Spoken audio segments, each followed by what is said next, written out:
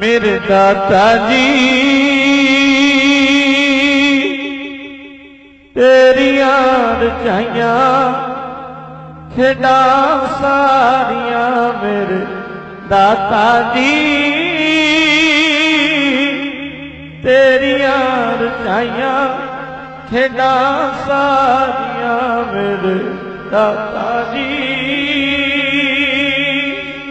तेरियां रचाइयां। सारे बोले हो सारे मेरे दाता जी धन गुरु ग्रंथ साहब नूं याद करके